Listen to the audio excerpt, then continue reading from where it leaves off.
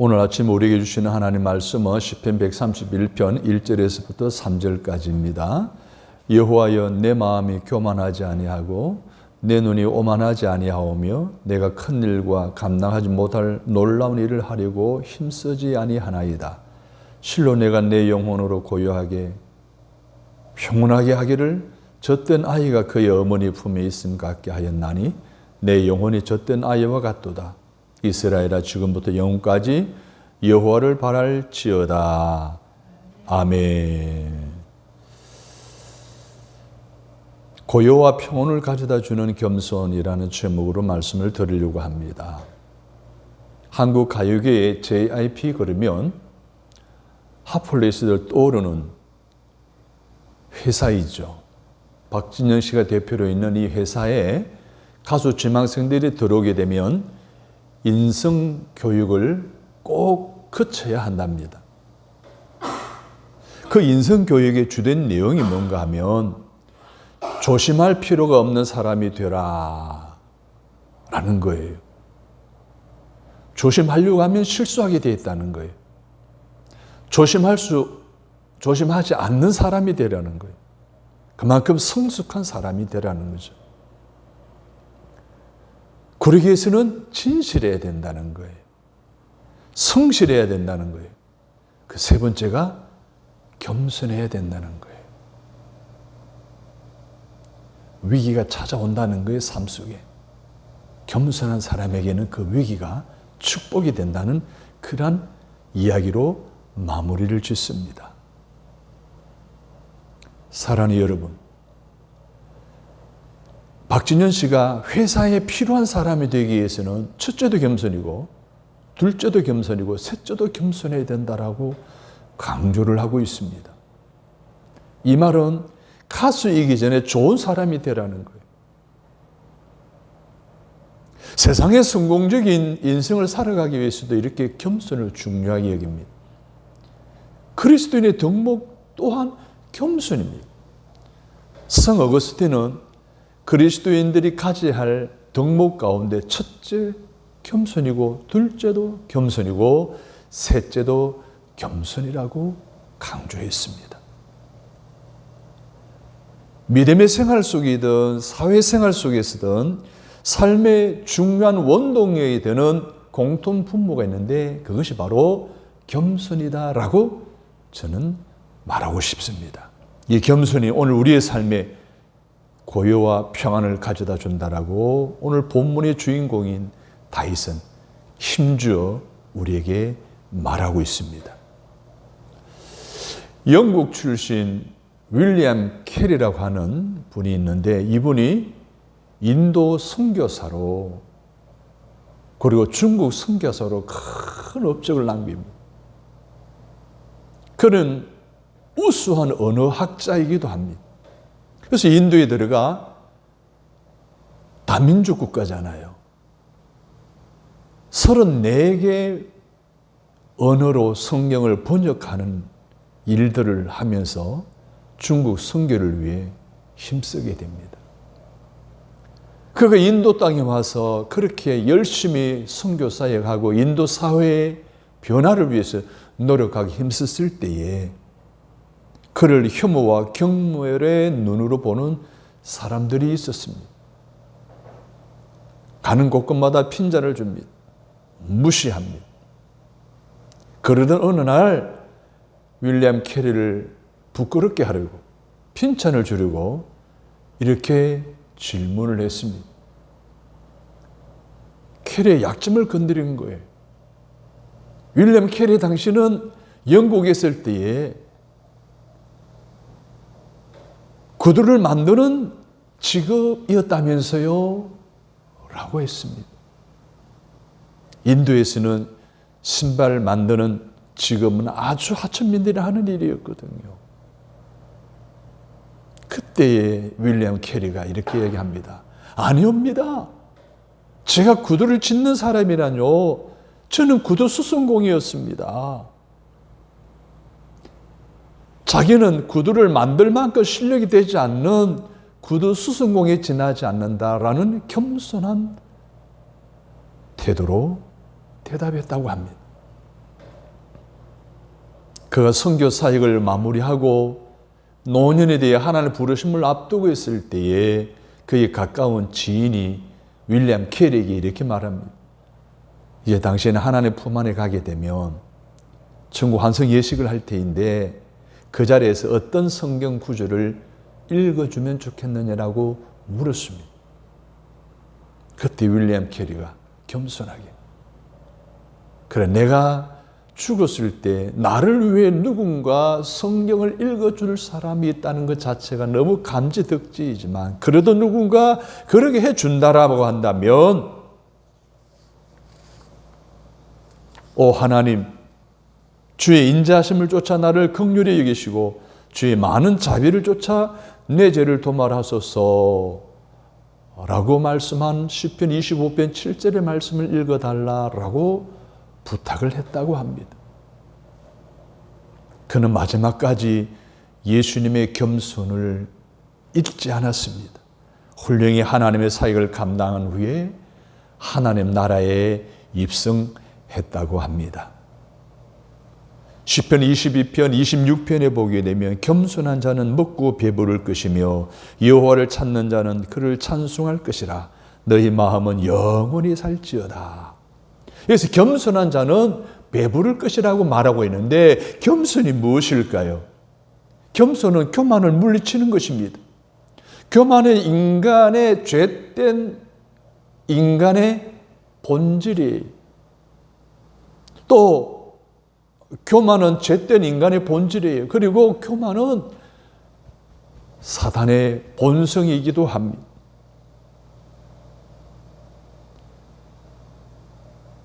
교만은 마음에서 시작하는 거예요. 교만한 마음은 자기를 하나님의 자리에 놓습니다. 그래서 마음이 교만하면 눈도 교만해집니다. 즉 하나님 없이도 큰일, 즉 자기 중심의 욕망과 야심을 추구할 수 있다라고 그렇게 생각을 합니다. 결국 교만한 마음과 눈은 교만한 행동을 낳게 되고 자기를 높이기 위한 행동을 시도하게 되다가 사람들로부터 미움을 받고 소외를 당하고 결국 인생에 실패하는 일들을 우리는 주변에서 많이 보고 있습니다. 그렇습니다. 인간은 누구나 교만해지고 싶은 유혹을 받습니다. 그러나 겸손은 교만을 물리칩니다. 겸손은 자기 영광이 아니라 하나님의 영광을 거룩한 비전으로 품습니다. 겸손은 하나님이 주신 소명과 은사를 쫓아 행동하게 됩니다. 겸손은 자기의 한계와 부족함을 느끼고 하나님의 인도하심을 철저히 의지합니다. 성경에는 그런 삶을 살았던 한 인물을 기록하고 있습니다. 그는 바로 다윗입니다. 이스라엘의 2대 왕이죠. 그가 겸손한 삶을 통하여 어떤 은혜를 체험했는지, 겸손이라는 것은 구체적으로 어떠한 것인지, 에 관한 것을 오늘 본문을 통해서 우리에게 말씀해 주시는데, 우리가 그 첫 번째로 생각해 볼 것은 1절을 보십시오. 여호와여, 내 마음이 교만하지 아니하고 내 눈이 오만하지 아니하며 내가 큰 일과 감당하지 못할 놀라운 일을 하려고 힘쓰지 아니하나이다. 다윗이 하나님 앞에서 자신의 겸손함을 나타내고 있습니다. 그가 성전을 향하면서 자기의 내적 경험을, 내적 면모를 경건히 살펴보면서 세 가지 사실을 부정하는 것으로 이 시편을 시작하고 있습니다. 그는 하나님께 나아가면서 겸손의 모습으로서 갖추어야 할 세 가지 요소를 말하고 있죠. 첫째는 뭐라고 했습니까? 마음이 교만하지 않겠고, 눈이 오만하지 않겠고, 큰일, 내가 감당하지 못할 일을 하려고 하지 않겠다라고 하는 이 세 가지 겸손의 모습을 이야기하고 있습니다. 마음이 교만하지 않고 눈이 오만하지 않는다고 하는 것은 높은 자리를 탐하지 아니하고 화려한 명성을 탐하지 아니하고 자기 분수에 지나친 부귀를 탐하지 아니하겠다는 내용입니다. 사랑하는 여러분, 우리는 다윗의 이런 마음을 닮아가야 합니다. 그러면 이 다윗의 이런 마음은 어떤 마음일까요? 빌립보서 2장 5절에 보면 너희 안에 이 마음을 품으라고 그리스도 예수의 마음이니 그는 근본 하나님의 본체시나 하나님과 동등됨을 취할 것으로 여기지 아니하시고 오히려 자기를 비워 종의 형체를 가지사 사람들과 같이 되셨고 라고 하시며 예수님의 마음을 품으라는 거예요. 그럼 예수님의 마음은 무엇입니까? 마태복음 11장 29절에서 나는 마음이 온유하고 겸손하니 나의 멍에를 메고 내게 배우라. 그리하면 너희 마음이 쉼을 얻으리니. 할렐루야. 주님께서 가르치시고 배우라고 하신 온유하고 겸손한 마음이 바로 주님의 마음이라는 거예요. 사랑하는 여러분, 우리는 예수를 믿으면서도 사회생활을 할 때 이 온유하고 겸손한 마음을 품고 살아가므로 높은 자리를 탐함으로 사람들을 짓누르고 피해를 주거나 명성을 탐하다가 명욕에 빠져서 결국은 자멸하거나 분수에 넘치는 불을 탐하다가 문제를 일으켜 많은 피해를 입히는 이러한 문제를 일으키려고 살아가는 이러한 삶을 통하여 타인에게 비난을 받고 타인의 지탄의 대상이 되지 않도록 주의해야 하지 않을까요?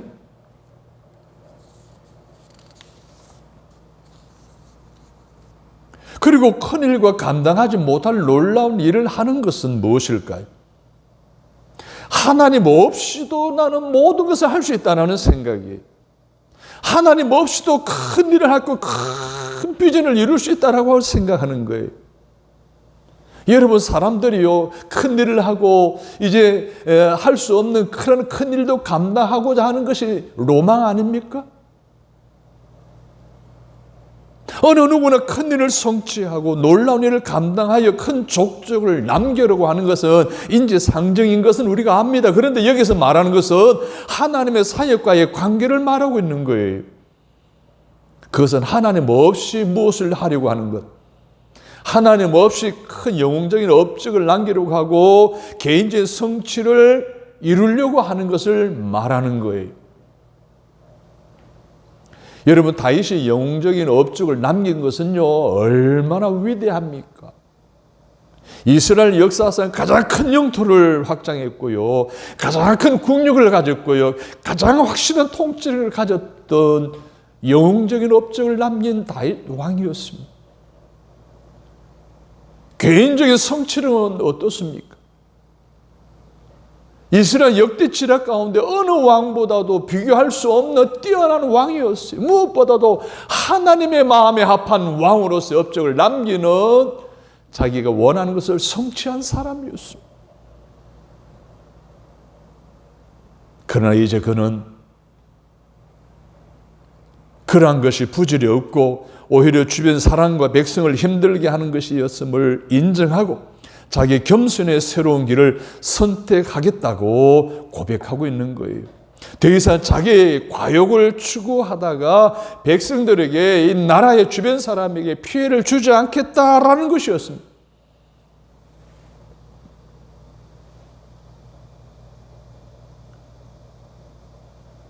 러시아 대통령 푸틴을 보십시오.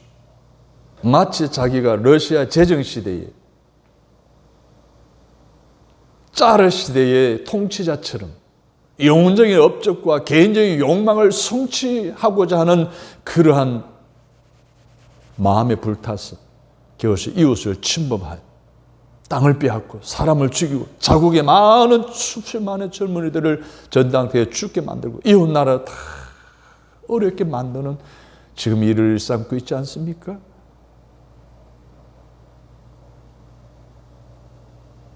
본문에 보십시오. 다윗은 더 이상 자신을 높이거나 자기를 드러내거나 자기 중심적인 사람이 되지 않겠다라고 하는 다짐을 하고 있습니다. 그의 결단의 흔적이 있습니다. 다윗의 살아생전에 정말 하고 싶은 일이 있었어요. 그건 예루살렘 언덕 위에 성전을 건축하는 것이었습니다. 하나님 집을 예쁘게 쌓아 올리는 것이었습니다. 그래서 오랫동안 준비를 다 했습니다. 자재를 준비했고 재정을 준비했고 설계도를 준비하고 철저히 준비를 했는데 어느 날 하나님이 선지자 나단을 통해 말씀하게 하시죠. 다윗, 너는 성전을 지을 수 없어. 네 아들이 지을 거야. 여러분, 큰 일을 하고 싶었어요. 영혼적인 업적을 남기고 싶었어요. 개인적인 욕망과 개인적인 비전에 성취를 하고 싶었어요. 그는 나단 선지자를 통해 하나님의 음성을 듣고 싹 내려놓습니다. 겸손해집니다. 완전히 머리 숙입니다. 완전히 땅에 엎드립니다. 그 후 그의 시대는 가고 그의 아들 솔로몬이 왕이 되었을 때 솔로몬 제1성전을 짓잖아요. 그것이 바벨론에 의해서 무너지고 포로로 잡혀가 귀환한 이들이 다시 수축하죠. 스룹바벨 제2성전이 세워집니다. 로마 시대에 다 무너지고 지금 북쪽 성벽만 남아있고 거룩한 흔적이 지금 유지되고 있지 않습니까? 다윗은 그 후부터 하나님의 거룩한 사역인 큰 일과 감당하지 못할 놀라운 일은 겸손한 마음가짐으로 다 내려놓았습니다. 더 이상 하나님 없이는 욕심을 채우는 일을 실행하지 않겠다라고 다짐하는 거예요. 그래서 하나님 없이 더 이상 자신을 위하는 일을 추구하지 않고 하나님을 위한 것, 하나님이 원하는 것을 추구하는 삶을 살았던 것입니다. 그 결과 그는 후일에 하나님의 마음에 합한 왕이 된 줄로 믿습니다. 이스라엘 백성들로부터 지금까지 존중받고 지금까지 기억되어 오는 훌륭한 왕으로서 남아있게 되는 겁니다. 자, 2절에 보십시오.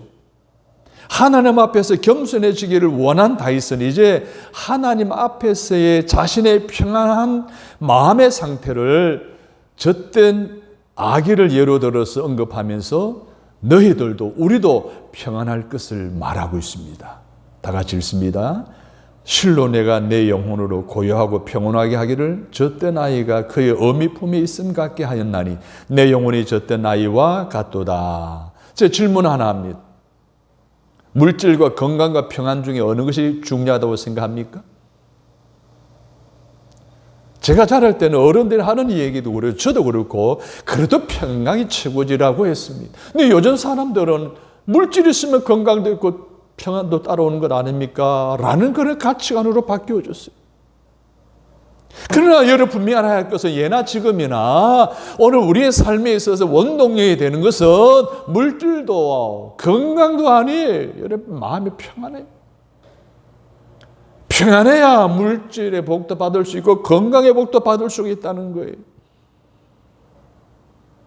부와 명예와 권력에 풍미하여 누려본 다윗에게 있어서는 무엇보다도 평안임을 말해주고 있지 않습니까? 오늘 다윗은 젖된 아기가 느끼는 평안함을 언급합니다. 그래서 하나님을 유일한 자기들의 인도자로 믿고 섬기는 성도들은 어린아이가 어머니 품 안에서 느끼는 평안함을 누릴 수 있다라고 이야기하면서 너희들도 그렇게 평안함을 누리라. 뭘 통해? 겸손함을 통해서 라고 우리에게 가르치고 있는 겁니다.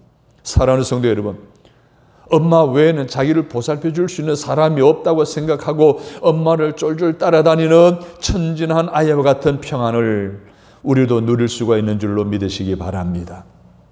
어떻게요? 요한복음 14장 27절에 평안을 너희에게 끼치노니 곧 나의 평안을 너희에게 주노라. 내가 너희에게 주는 것은 세상이 주는 것과 같지 아니하리라. 너희는 마음에 근심하지도 말고 두려워하지도 말라. 아멘. 여러분, 세상이 주는 것은 일시적이에요. 찰나적이에요. 오래가지를 못해요. 세상이 주는 평안함이 취소되는 것 같은데 따라오는 것이 견심과 염려하는 어려운 일들일 수밖에 없습니다. 이 말씀처럼 불신자들과는 다르게 예수 믿는 사람들은 예수님의 수고하고 무거운 짐진 자들아 다 내게로 오라 라고 하신 음성을 듣고 예수님께 나아가 모든 근심할 수밖에 없는 것들을 맡기시기를 바랍니다. 여러분, 인생은 수고하고 무거운 짐을 지는 것입니다. 두렵고 근심할 수밖에 없는 것들의 연속이 오늘 우리 인생입니다. 그런데 예수님이 내게로 오면 너희 마음이 쉼을 얻으리라고 약속해 주셨습니다. 인생의 수고와 무거운 짐을 예수님을 의지하면서 맡기시기를 바랍니다. 내 마음의 두려움과 근심이 사라질 것입니다. 세상에 줄 수 없는 평안함을 주신다고 약속하신 이 말씀을 마음속에 꼭 새기시기를 주님의 이름으로 바랍니다. 그러면 세상에 줄 수 없는 평안이란 어떤 것일까요? 어떤 묵상집에 실려있는 어느 아빠의 글입니다. 얼마 전 둘째 아이를 낳은 아내가 몸조리를 하느라 두들지는 아들을 며칠 동안 할머니 댁에 보냈습니다. 할머니 댁에 간 아들 녀석은 잘 놀다가도 결정적인 때에는 엄마가 해달라고 악을 쓰며 우려댄다는 것이었습니다. 엄마와 전화 통화라도 하면 엄마가 보고 싶지만 잘 있겠다고 약속하고서는 얼마 있지 않아 생떼를 쓰다가 지칠 만큼은 후에야 흐느끼며 겨우 잠이 든다는 것이었습니다. 녀석이 있는 어머니 집에 가서 오랜만에 안아보니 엄마는 아니지만 아빠의 가슴에 꼭 안기면서 떨어질 줄을 몰랐습니다. 그렇게 아들 녀석을 오래 안고 있으면서 느꼈습니다. 이 아이가 엄마 품에서 느끼는 평안함이 바로 이런 것이구나. 여러분, 우리는 성인입니다. 엄마 품에 안길 수 없죠. 마마보이로 마마글로 핀천을 받아서는 안 되잖아요. 하지만 우리는 매주일 예배당에 나와서 그분에게 내 무거운 짐을 맡기고 겸손히 무릎 꿇으면 하나님이 예수님이 오셔서 우리를 안아주십니다. 평안함으로 채워주십니다. 그분에게 모든 인생의 문제를 맡기시기를 바랍니다. 아이들이 갖는 평안함에 대한 느낌 같은 주님이 주시는 평안함을 누리시는 여러분 되시기를 바랍니다. 이 시간 이후부터 다윗처럼 하나님 안에서 무거운 짐 다 내려놓거나 다 주님께 맡기십시오. 어머니 품의 아이들처럼 세상에 줄 수 없는 하나님 주시는 평안을 누릴 수 있는 여러분이 되시기를 바랍니다. 사랑하는 성도 여러분, 나는 겸손한 사람인가 아니면 교만한 사람인가에 따라 하나님과의 관계가 결정이 됩니다. 그 결과 우리 인생에 엄청난 차이가 난다는 것입니다. 먼저 겸손한 사람의 마음은요, 젖된 아이와 같은 중심으로 하나님을 바라는 마음입니다. 젖된 아이들은, 젖먹는 아이들은 배고프면 어떡합니까? 끊임없이 웁니다. 엄마가 옆에 있어도 무조건 배가 고프면 울어요. 그런데 젖된 아이들은 어때요? 좀 성장한 아이들은 배고파도 엄마가 옆에 있으면 어때요? 울지 않습니다. 왜? 엄마가 옆에 있기 때문에. 엄마가 가까이 있다는 것을 알기 때문에 울지 않아요. 때려 쓰지 않아요.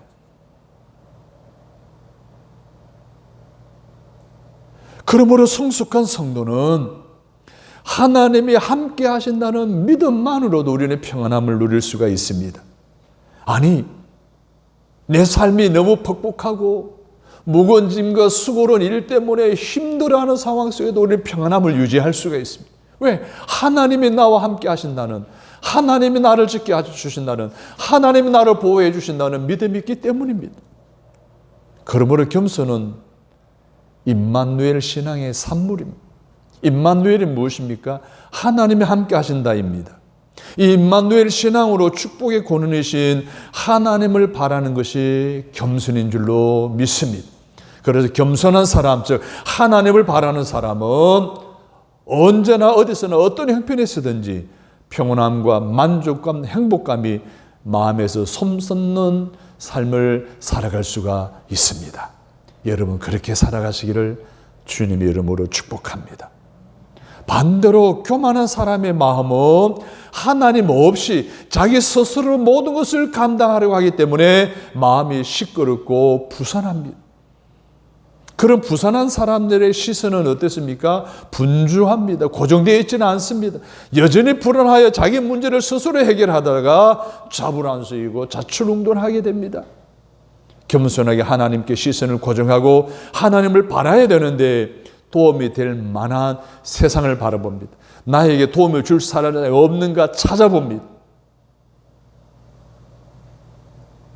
그러니 그들의 시선이 부산할 수밖에 없습니다. 세상 것이 더 좋아 보이죠.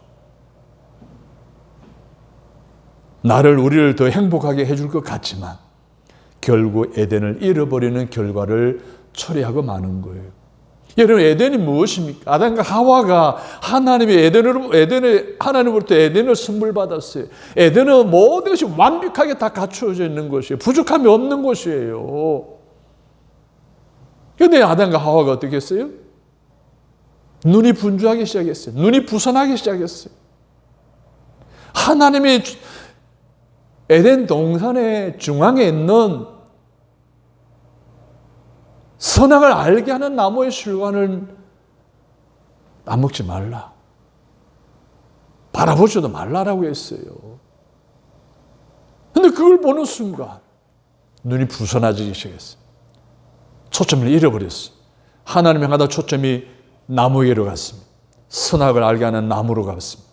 열매로 갔어요. 따먹고 말았습니다. 결국 에덴에서 추방을 당했잖아요. 신라군을 당했잖아요. 사랑 여러분, 사람은 그 시선을 하나님께서 떼면 금방 교만해질 수밖에 없습니다.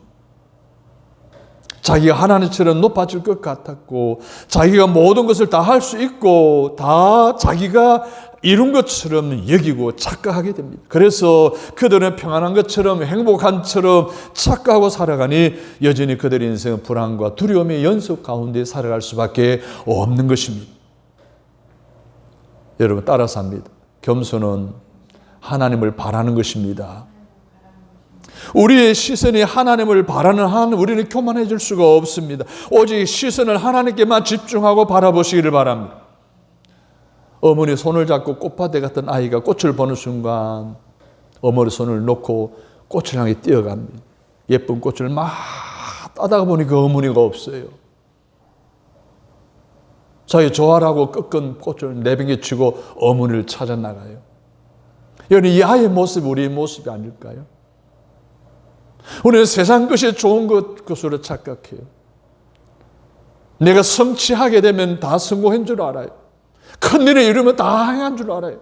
이루었더니 하나님이 없어요. 그것도 두려움과 염려가 밀려오기 시작하는 거예요.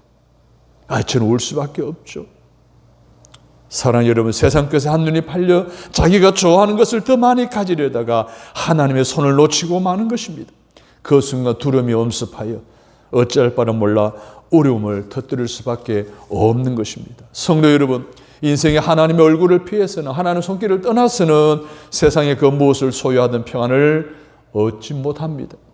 그래서 하나님이 이렇게 말씀하셨습니다. 민수기 6장 26절에 여호와는 그 얼굴을 내게로 향하여 드사 평강 주시기를 원하노라 할지니라 하라.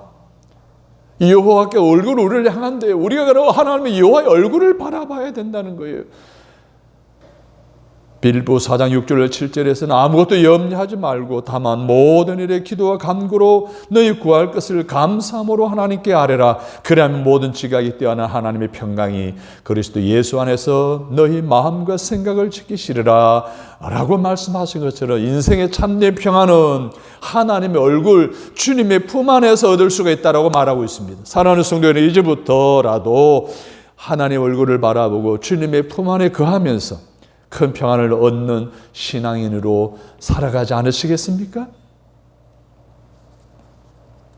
자, 3절에서 다윗은 하나님을 향한 소망을 우리에게 보여주고 있습니다. 같이 읽습니다. 이스라엘아, 지금부터 영원까지 여호와를 바랄지어다. 시인은 지금까지 개인에게 적용해 오던 언어를 이스라엘 전체의 공동체에게 선포하면서 그들에게 자신이 경험한 것처럼 하나님 안에서의 확신과 겸손의 믿음을 갖고 하나님 안에서 주시는 평안을 회복하고 이제부터는 겸허하게 하나님만 바라보도록 권면하고 있습니다. 그러나 하나님을 바라보는 자에게 어떤 은혜가 임합니까? 잠언서 22장 4절에 보면 겸손과 여호와를 경외함의 보상은 재물과 영광과 생명이니라. 겸손할 때 주어지는 보상은 재물이고 영광이고 생명이라는 거예요. 미국 켄터키주에 살고 있던 할랜드 샌더스라고 하는 사람이 있었습니다. 그 65세에 어떤 계기를 통해 다시 일어나 인생의 꽃을 피우게 되는 이야기입니다. 65세 때에 그의 호주머니에는 105달러짜리 지폐와 낡은 자동차밖에 없었습니다. 그는 인생을 이렇게 끝낼 수 없다고 생각했습니다. 자신의 유일한 재주가 닭고기 요리라는 것을 알고 흰 옷을 차려입고 레시피를 가지고 통닭집을 찾아다니기 시작했습니다. 그렇게 시작된 프랜차이즈 사업이 바로 켄터키 후라이드 치킨 KFC라고 하는 유명한 상포의 회사가 되었습니다. 그는 90세 일기로 세상을 떠날 때까지 전 세계 20만 마일을 여행하면서 KFC 왕국을 건설할 수 있었습니다. 그는 젊을 때에 굉장히 교만한 사람이었대요. 무엇이든지 자기가 다 할 수 있다고 생각했고 어느 정도 업적도 있었고 성공적이었던 것 같았었는데 미국에 닥친 불황으로 말미암아 사업은 위축되고 식당은 불에 타버려 전소되어 버리고 사랑하는 아들 떠나 죽게 되고 곁에 있던 아내마저도 자기를 떠났습니다. 그뿐이 아니었습니다. 그의 실패한 인생에 병도 찾아오게 되었고 결국 병원 신세를 지게 될 수밖에 없었습니다. 병원에서 두려움과 염려 속에 하루 이틀 치료받으며 지내고 있는 동안에 어느 날 노래소리가 들려왔습니다. 그 노래소리에는 힘이 들어있었습니다. 굉장히 경쾌했었습니다.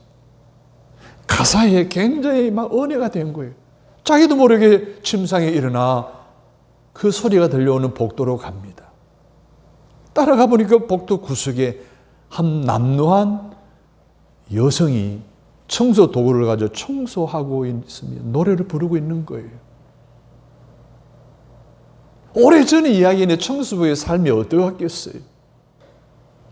자기 처지보다도 더 어려워 보이는 그러한 여자 청소부가 밝은 표정을 하고 힘이 있고 에너지가 있는 찬송을 부르고 있는 것이었습니다. 이야, 어디서 저런 힘이 나올까? 어떻게 저렇게 밝은 표정을 짓고 있을까? 그가 부른 찬양은 382장. 너 근심 걱정 말아라 주 너를 지키리 주 날개 밑에 거하라 주 너를 지키리 주 너를 지키리 아무 때나 어디서나 주 너를 지키리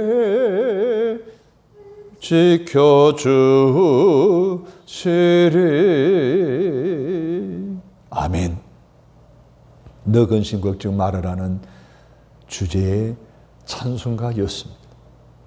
이 찬송을 듣고 그는 하나님의 임재를 느꼈습니다. 나이 들어서 경험하는 이 사업의 실패, 자기의 전부였던 아들은 이 세상을 떠나버리고 아내마저도 자기 곁을 떠나가고 몸은 병들어 병원 신세를 져야 하는 자기의 처지를 위로해 주듯이 너 근심 걱정 말아라 하는 주님의 음성에 그만 지금까지 자기 자아와 자존심으로 살려고 했던 모든 교만이 다 무너져 버린 것입니다. 그래, 지금까지 내가 나를 지키려고 발버둥했지만 소용이 없었구나. 이제부터 나를 지켜주실 분은 주님밖에 없어. 그분의 품에 안겨 모든 것을 맡기겠다는 마음의 다짐을 하게 되고 다시 양념통을 들고 집집마다 찾아다니며 성공하여 KFC의 전세를 이루었다는 것입니다. 그는 하염없이 회개의 눈물을 흘립니다. 그동안 자기 스스로 해결하겠다고 혼자서 다 감당하겠다고 교만하게 살았던 지난 날을 회개하고 겸손하게 자기를 낮추기로 결단합니다. 그리고 하나님만 바라보며 하나님께 맡기고 의지하겠다고 다짐하며 양념통을 들고 다시 일어섭니다.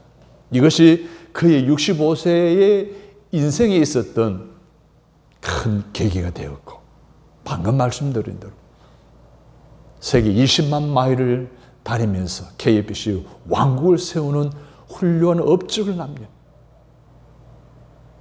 사람이었습니다. 그가 90세 죽기까지 25년 동안 지금까지 경험해보지 못한 세상에 주지 못하는 평안함을 누리며 많은 사람의 선한 영향을 끼치며 살다가 주님 품에 안기게 되었다는 이야기입니다.